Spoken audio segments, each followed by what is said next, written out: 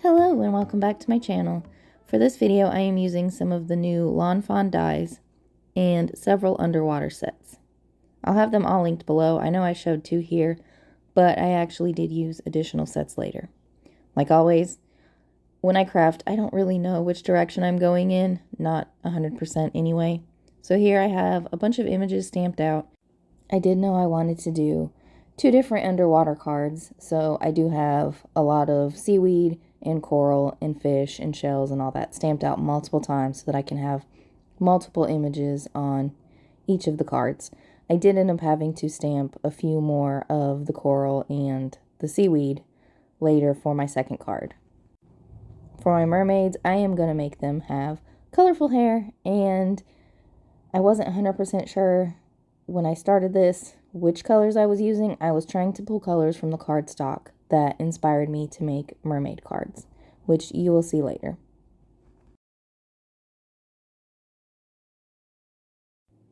For my coral here, I am making texture with some dots. So actually that ends up being a thing I do in a lot of my images now. But even for the shading, I tried to make it more of a dot texture instead of flat. Because if you look at a lot of the corals, they have lots of little holes and things because there are lots of organisms that make up, a piece of coral.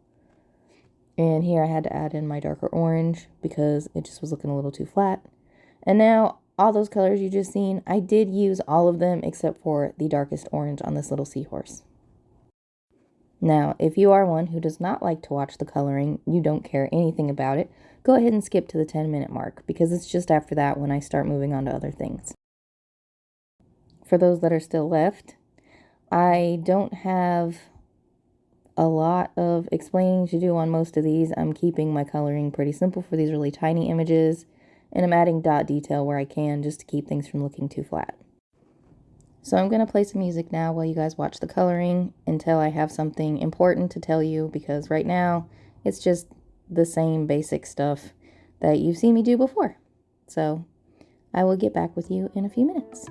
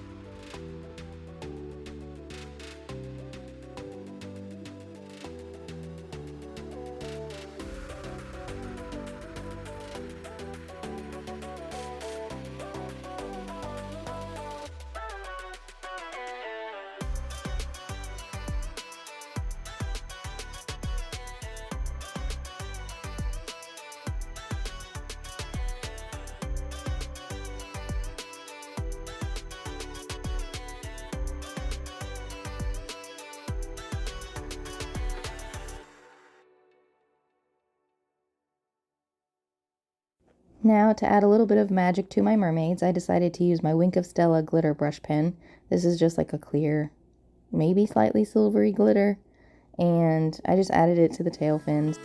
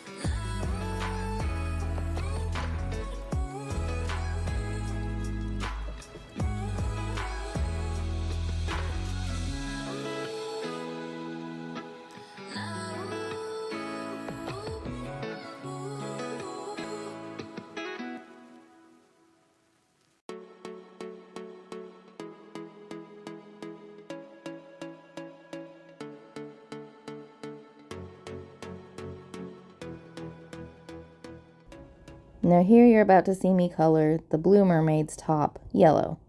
And I'm fine with blue and yellow. I think they're very pretty together. But then I realized that I'd rather have the Pink Mermaid have the yellow top, which ultimately doesn't matter. They're not on the same card when I get done, but I didn't know exactly what I was doing.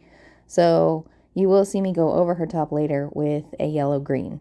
I'm not super in love with the shade that it turned out, but ultimately I don't think it was a big enough issue to color her over again.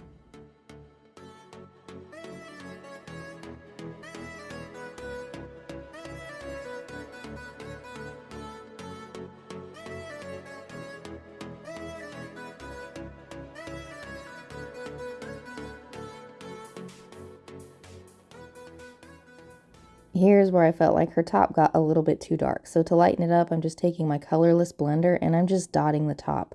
This will just push some of the ink around and get it to lighten up where the marker had touched.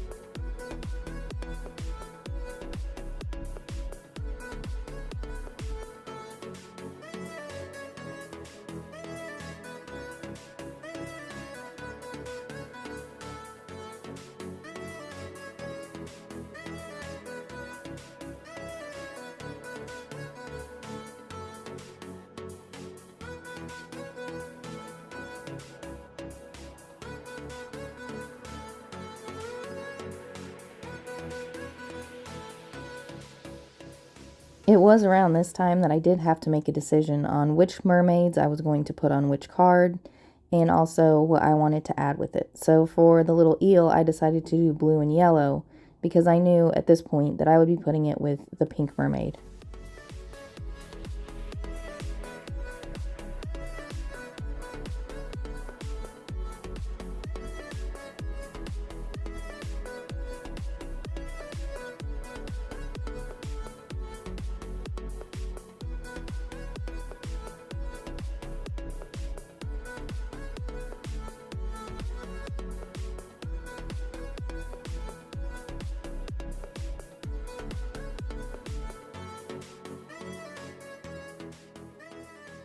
Now I skip around a little bit, but here I have my platform pop-up add-on die set, and this is the back piece that goes to the pop-up platform die.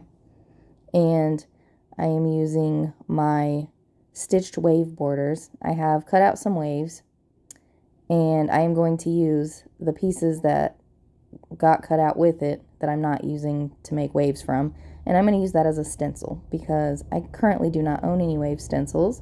So this gets use out of some things that I wouldn't normally use, and I never had a wave stencil, so this just works. For my colors, I'm using Salvaged Patina and Peacock Feathers Distress Oxides, and I'm starting from the top and working my way down. Now, I did make both mermaid cards slightly different as far as the colors that I used for the water and how I did the waves. Because I was doing basically the same thing though, I did not show the making of all of the parts for both cards, just because this video is already lengthy and I did not want it to be, you know, a 35-40 minute video, because let's be honest, who has time for that most of the time? Definitely not me. But as I ink the waves up, I am just moving down. I'm doing it similarly to how I do clouds when I do a cloud stencil. The only difference is I usually start from the bottom and work my way up with the clouds, whereas this portion I started from the top and worked my way to the bottom. And I was having an issue keeping this piece down, so I should have probably taped it to my work surface, but I didn't. To finish it off, I'm just ink blending around the bottom so it doesn't look so stark white. And now I have my platform pop-up die set. Now, if you're unfamiliar with how to use this die set, Fawn does have a YouTube video for it. I'm just taking the little grass piece and I cut it out to make sort of a template. So I wanted mine to not be grass, not be hills, but be waves. So in order to achieve this, I cut out my waves and then I traced where I wanted to end my waves, and I just cut it out with some scissors. I just wanted it to be the same size the grass pieces would be. So there you go. And then I just line them up to make sure that you can see most of the waves from behind each other. Now my waves are getting a little bit of ink in the same color that I did the background, but I'm starting from the bottom and just kind of inking my way up. I didn't want these to be too dark, and I did want the tops to be a little bit lighter because, I mean, generally when you look at a wave, it is lighter at the top. Once I finished inking my waves, I glued them to the little T-shaped pieces that come in the die set. This is just to help the waves pop up from the base of the card. And for the middle one, you actually don't need the little fold tab, so I end up cutting that off at some point. But again, I have to kind of play with them to figure out which one is the front wave versus which one is the back wave so you can see the most waves. And then I'm just applying some score tape to 2 of the tabs. Like I said, I cut off the bottom of the other one. And then I have 2 of the pop-up platform bases, and I add score tape to both of the little tiny folds. Again, if you want to see this stuff, Fawn has a video. I don't necessarily show it the best. But this was my second time making a pop-up platform card, and let me tell you right now, there is a better way to put the little T-shaped pieces in there. Like, I kind of struggled a little bit. This was not the best way to do it. Again, go watch the Fawn video because I'm pretty sure they show a better way to do it. But I did what I did. You will see in my next video, I also make a pop-up card. I did even worse somehow. Yeah, I think I was just tired and I was rushed. I was excited about the card I was making, and yeah, I had some issues. For my middle T-shaped piece, I did put score tape on the bottom part of it that's going to go between the 2 platform bases, if that makes any sense. And I just tried to line it up with the front wave so that they weren't kind of wonky and sticking out weird. Before I attach the bases together, I do have to put the little background panel on my base. I mean, you could probably do it afterwards. I did it on another card. I feel like it's a little bit easier when it's flat. After that gets attached, I kind of play with position of pieces, and here I am gluing my mermaid down, and then I'm going to glue down my eel. This is just to make sure that the things that I put in the background are not going to be covered up too much by the biggest pieces that I'm putting on the waves. And I mean, it will still be covered up a little bit, but because it's a 3D card and you can turn it around and stuff, it's, you know, it's fine. I just didn't want things to be directly placed behind those images and not in other places, because when you look at it from the front, I still wanted you to be able to tell that there is a background scene going on too.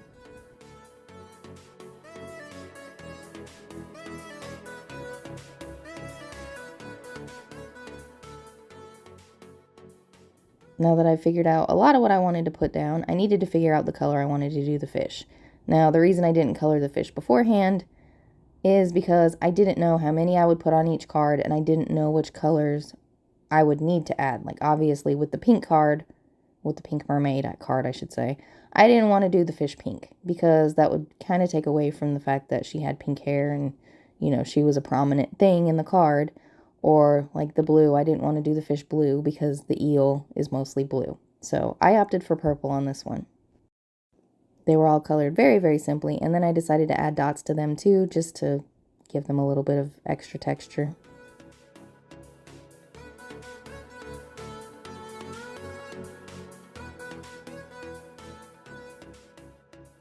I I had a similar issue with the seashell. I wasn't sure what to do with the colors, so this one I'm just doing blue. I'm leaving most of it white, and I am coloring it in mostly with little dots, because I'm sure you've all seen the seashells. I can't talk. I'm sure you've all seen the seashells. I don't know what they're called, but they're kind of like an off-whitish color, and they've got different shades of brown spots on them. That's what I was going for with that look. I don't know the name of the different shells, so I can't really help you there. The bubbles. I was doing this while my children were sleeping, and it was early in the morning, and I did not want to wake them. So instead of heat embossing bubbles like I would normally do, I just took my white gel pen and drew them in. Because, I mean, it's a fairly simple thing. It probably would have popped a little more if I had done white heat embossing, but I didn't. Alright, here I am putting score tape along the back of one of the pop-up bases, and I'm just attaching it to the other base piece, and then I'm going to close up the sides. That's as simple as that is. It is pretty easy to put together. I mean, you can mess things up. Trust me, I've done it. But for the most part, it's pretty easy. Now, I needed to add a few more things. I stamped and colored that crab and these fish off screen because, again, I really wasn't sure what I was doing. I know that frustrates some people, but that's just how I craft. I can't redo cards a whole bunch. I find that very boring. Anyway, for the little fish, I'm going to put them on little acetate strips, and this will just help them look like they're floating or swimming a little bit higher than some of the other elements. To attach them to my card, all I'm doing is putting a little bit of score tape at the top and the bottom of the acetate strip, and the fish goes on the top, and then the other end of the acetate gets stuck behind a wave. Now here I had made it way too long. I did have to shorten it a little bit, so I kind of wasted some tape on that one.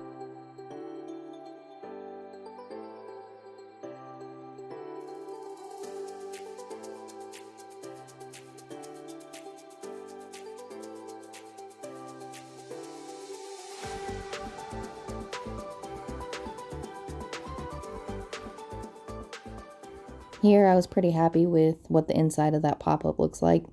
So now I am taking the dies that will be the little panels for the front, and I'm going to ink waves on them. And in order to kind of keep them cohesive, I did tape them down to my work surface to ink blend. That way, when they're all together, it does look like they could be, you know, one full wave instead of like a bunch of different ones. And I kept this very simple. I did not add a whole bunch. I wanted my pink ink that I'm using, which is the plastic flamingo ink from Fawn. I wanted the sentiment to stand out a lot. And because I was using pink, I was worried that if the background was too dark, you really wouldn't be able to read it.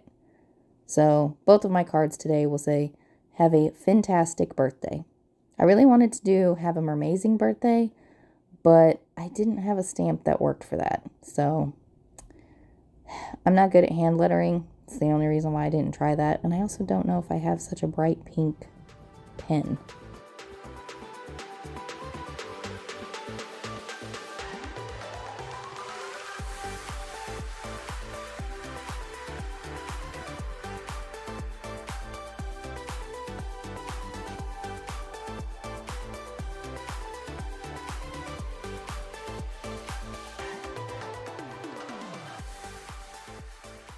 Now that my sentiment is on my card, that card is complete, and I will show you in just a moment what both cards look like together.